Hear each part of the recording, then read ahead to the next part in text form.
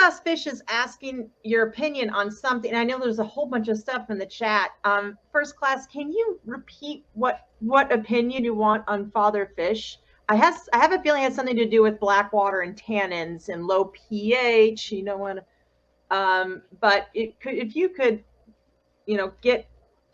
redo that, I'd love to be like, yeah, if you could rephrase the question that you had for Father Fish's opinion, I'd like to, if you don't mind, because there was a whole bunch of a conversation going on there. And, I don't know. I've had some interesting experiences with low pH, water softening, and, just the conditions of water changing depending on what you put in the tank.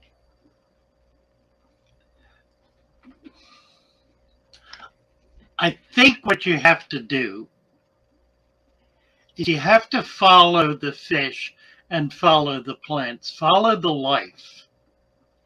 Follow the life and see what the life is doing. If the life is thriving, what does that show you about the water condition? If the life is thriving, it doesn't matter what the measurement is. That's synthetic.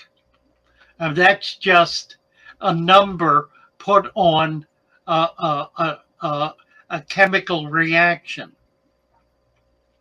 If the fish are not thriving, if they're starving, if they're sick, if the plants are not living, then you need to dig into it more deeply and figure out what you can do to create an environment where they're going to be able to thrive.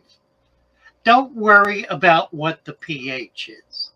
Don't worry about what the hardness is. Don't go chasing the parameters of your water, because it'll make you crazy and it'll kill your fish. Yeah. Follow the fish. Yeah. Keep your eye focused on the life that's going on in there and do whatever you can to encourage that and to improve upon that and to increase the environment of life in order to be able to have the kind of living environment that you're striving for. It doesn't happen by paying attention to the pH. It doesn't happen by measuring the water hardness. It doesn't happen that way. No, but it happens. You can observe it. Sure. Yeah. But don't observe it to the point where you're messing up something that doesn't need to be messed with. No, yeah, and I know that's what you're talking, and I know that's what you're talking about, because I've certainly been there, where it's like I'm trying to read what things in a glass vial are telling me, but the reality is that the tank is fine. I've been able to look at a tank and go, okay, there is something different about it. And you've even talked about this before, where you just look at a tank and go, there's something different about it. What is it? I've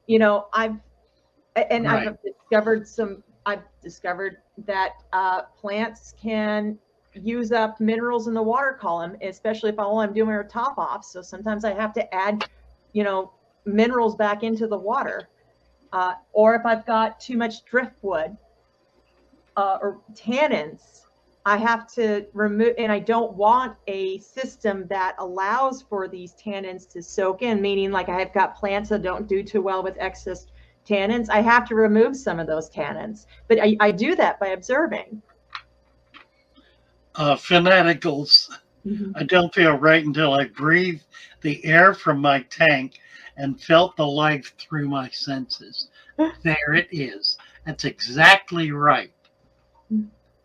You need to have that symbiotic relationship with the life that's going on in your tank. Yeah. That's really what it is. And once you get that, then you have a special sense about what's happening in the tank, and you can look at it and know that it's great or know that it needs help. Yes. It's like a gut instinct. I do it when I cook too.